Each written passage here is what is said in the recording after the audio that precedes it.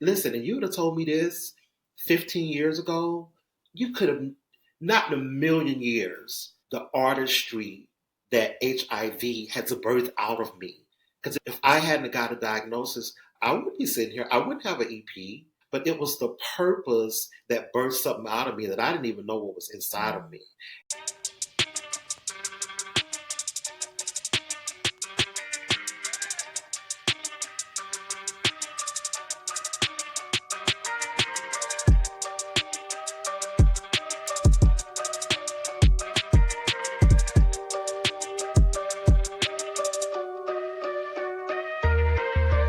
Family, it's your favorite queer radio personality, Anna Deshawn here, and this is another exclusive interview right here on the Queer News Podcast. I met the Marvin Anderson, at SOS, Saving Ourselves Symposium, and we've been cool ever since. And let me tell you, when you there, you can't miss Marvin, because he is fly every single day. And so Marvin, welcome to the show.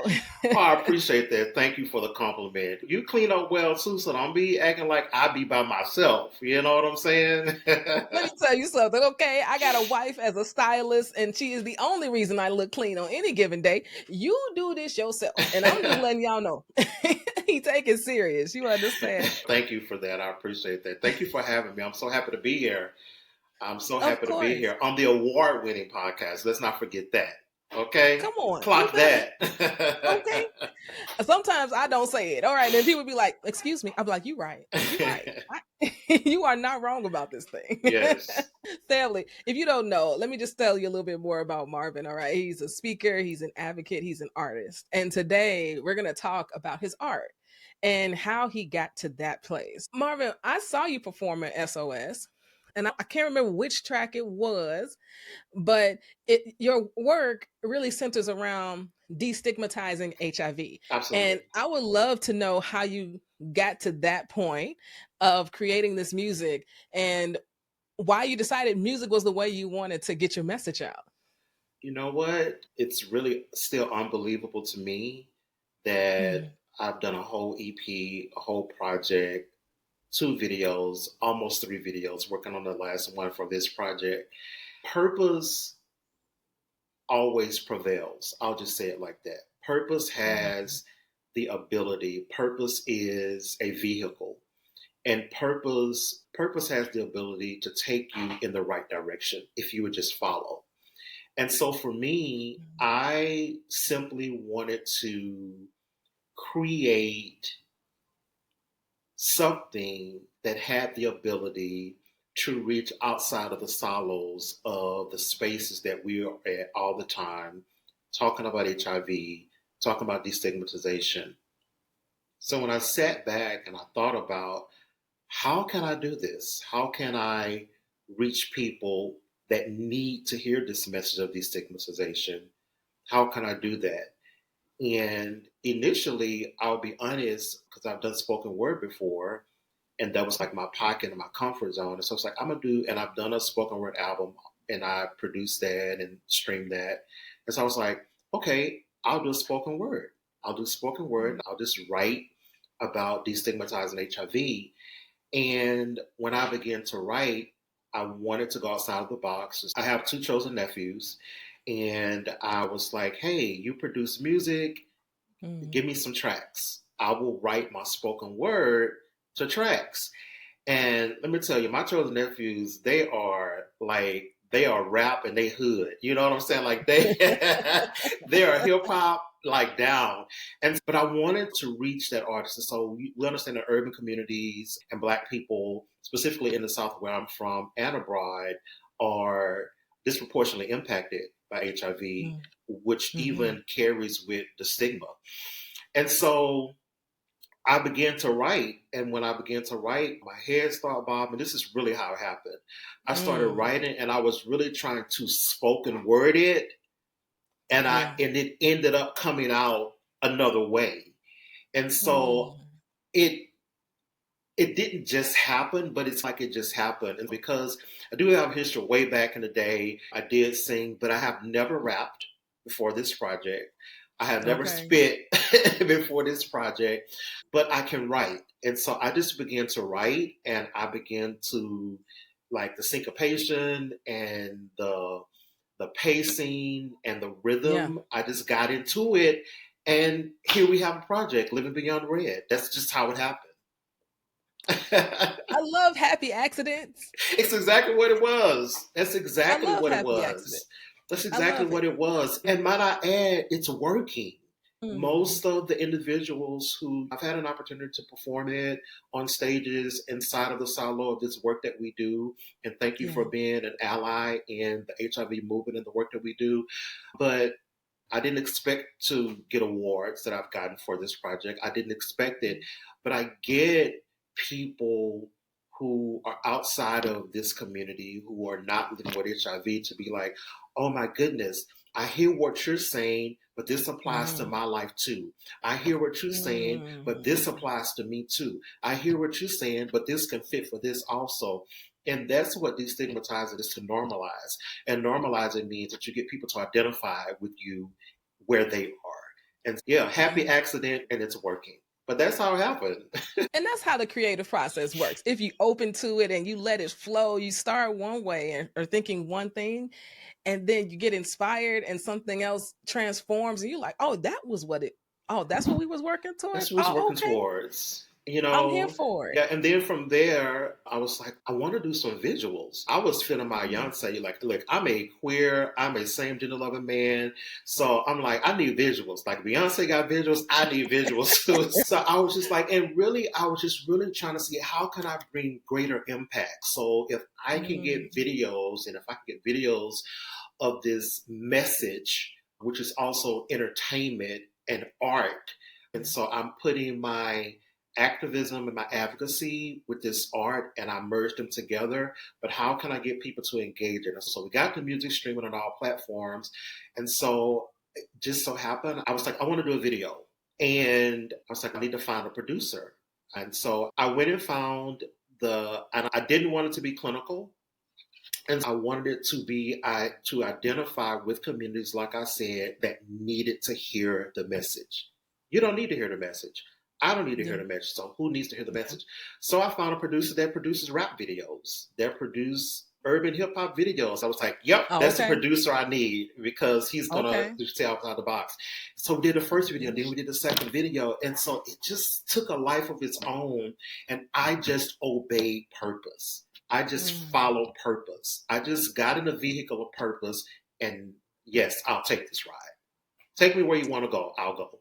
And Living it's on landed me purpose. here on this award-winning podcast. Yeah. I'm here. So I'm really excited, at the same time overwhelmed with goodness and joy that Mm. I get to do this work, and I get to do it in a way that is fresh and exciting, and it brings joy to me to be able to do this. Listen, at 52 years old, who decides, hey, I'm gonna be a rapper, and I'm gonna rap about this advocacy, this activism work. The Marvin Anderson decided, Yeah. child.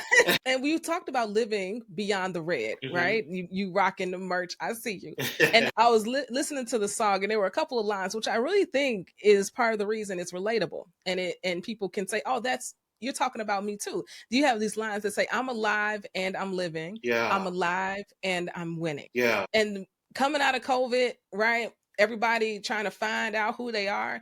Oh, I did make it. I made it through, Yeah. right? I am alive and I'm living, Yeah. right? I'm not just surviving. Maybe I am thriving, but at the very least, I'm living, I'm right? living. And because I'm living, that means I'm winning. I Yeah. think that's just a very relatable line. Yeah, and that comes from a deep place, because it was a moment where I had to realize, oh wait, I'm alive. Oh, and I'm Mm, winning. That was real to me. Like dealing with the mhm, stigma, dealing with the shame, dealing with all of that, and then to realize this project helped me to realize, wait, I'm alive. I'm living. And so whatever living means to you, whatever living means to the listener, and whatever winning means to the listener. A win for you may not be a win for me. A win for mm, me may not be a win for you. But I think to hear those lyrics and to embrace it in whatever moment or state that you're in, even in the order that it goes, I'm alive, number one. And because I am alive, I'm winning. That's really what it Right. is. Like, I'm still here. I'm still Yeah. standing in the midst of all of the stuff that is going on, all of the stigma that Mhm. comes against persons like myself who are living with HIV and thriving, might I add. You know, Mhm. I felt that lyric was becoming, and all of these lyrics just came from a place within, and it was just Mhm. authentic. Yeah. Now let's talk about the other track, Not the End. Ah, Not the End. yeah. Come on. Not the end was me remembering when I got my diagnosis. And I remember in that moment when I got the diagnosis, I decided that day that I was going to live. Mhm. I decided that day. Mhm. And one of the things that you and I share is that we're both queer Christians. And so I knew in that moment, the day in the room, the doctor gave me the diagnosis, when the nurse was there, and there's a track on there that opens up that tells a story about that. I Mhm. needed a moment. And when they left the room, I said these words: I shall live and not die. And I had to decide that it wasn't the end, that I wasn't going to be overwhelmed with HIV. I wasn't going to be overwhelmed with a diagnosis. I wasn't going to Mhm. be overwhelmed with any of that, that it was not the end for me, and that there was a life after HIV. There is so Yes. much life to live after HIV. There's so much life that I didn't think that I would have after a diagnosis. Mhm. Listen, and you would have told me this 15 years ago or 12 years ago when I got a diagnosis, I, you could have not in a million years could you have told me Mhm. that I would be at an SOS conference and meet empowering, powerful people like yourself who takes up space in a powerful and Mhm. empowering way for others. The people that I've met, the artistry that HIV had to birth out of me. Because if I hadn't got a diagnosis, I wouldn't be sitting here. I wouldn't have an EP. I don't, maybe, but I don't think so. But it was the purpose that birthed something out of me that I didn't even know what was inside of Mhm. me. And so it's Yeah. not the end. There's life after HIV. And so that's what Not the End was all about. It said, wait a minute, still here. I'm alive. I'm winning. And this is not the end. There's more life to live. There's more advocating to do. There's more art to create. There's more Mhm. empowerment to empower people. Because my common thread was that empowerment coaching. That was my common thread. And so, how do I Mhm. merge all of this together and bring impact and to bring change and eradicate change and to help eradicate stigma? Yeah, you have a line in that song. It says, "It was the beginning, but I thought it was the end." Hmm. And I think that encompasses everything, the essence, really, of that Yeah, song. And you talk about the blending of art and activism. And I saw in one of your descriptions, you called it artivism. Tell the Artivism. good people. I would be great to think that this was my thing that I came up with, but Artivism has been around, and it's basically Mhm. creating space for individuals who have a call or purpose or a call to activism or a call to advocacy, to take that work and to couple it with the art to be able to express their activism, to be able to express their advocacy in a way they can identify with the non-conventional person, or they can identify Mhm. with the non-traditional person. And so artivism can be an individual that's doing their work through artistry, through painting, through dancing. So whatever your art is, whatever your gift and your talent is, you take that and you couple it with your work and you amplify the message through your artistry to be able to reach people. And it may sound grandiose, but it's really simple. Just pick up what you're doing. I remember one of my mentors, Yeah. Anita Ray, who does great work based on Houston, Texas. For Anita Ray, she's my mother to this work.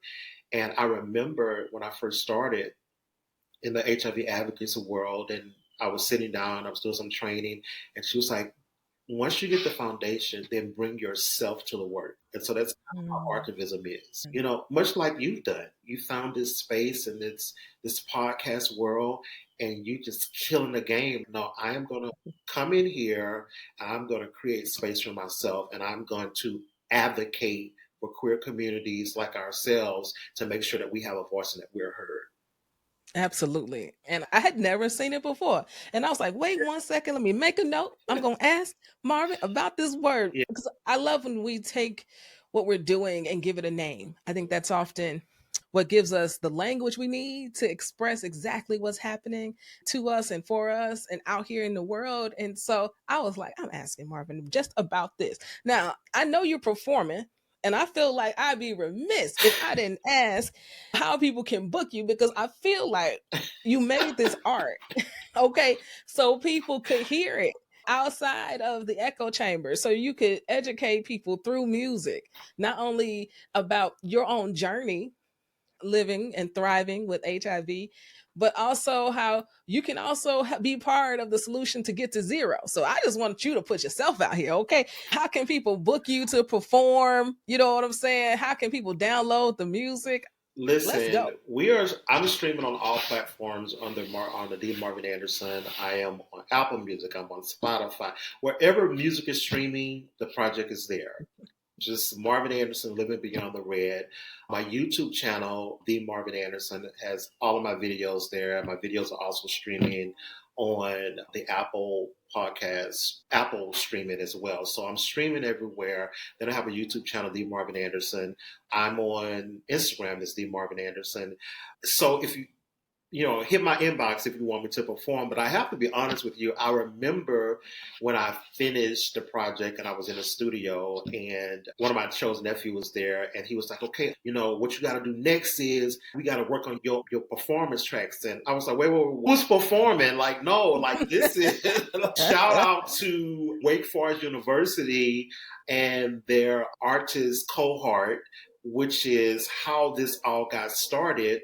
Wake Forest University had an artist cohort, which is a part of the Compass Initiative, Gilead Sciences. Shout out to all of those great people. And so I was like, I apply, right? And when you're in it, you're doing a grant and you have a deliverable that you have to deliver.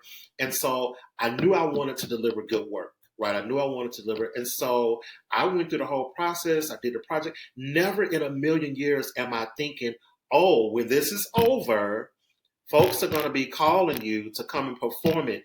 And when my nephew was like, you got to get your performance section, I was like, who's performing? I just want to do this. So when you talk about a happy accident, no one has ever said it, but when you talk about it was a happy and purposeful accident, I had no idea. I just thought I was just going to do an EP and it was going to be it. And then people was like, oh, yeah, we want you to come to the Stigma Conference at Howard University. Oh, yeah, you're going to be coming to perform at SOS. Or yeah, you're going to be coming to perform at USCHA. And I'm like, wait a minute. I didn't sign up for this part. I just wanted to do a project that destigmatized. Like, that's Now, really, this is the true story.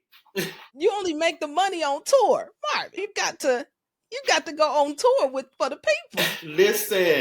Listen to me, and I'll be honest with you, and hopefully I'm not all over the place. And I'm just like coupling like everything that I experienced with creating this project. And one of the things that I faced was ageism, right? Oh, yeah, because sure. Look, you 52. You 52. Do the project and move out the way. This ain't that, but it actually has become that. And so, yeah, they can reach me in all of those spaces, and I'm generally shaking in my boots, and I'm nervous every time. And every time I have to tell the imposter, like, I belong here. This is my project, and we're doing this work. And so, yeah, you better affirm yourself. I have to good affirmations around. Listen, because it really was all about purpose, and it was really all about destigmatizing. I just didn't. I'm going to do this.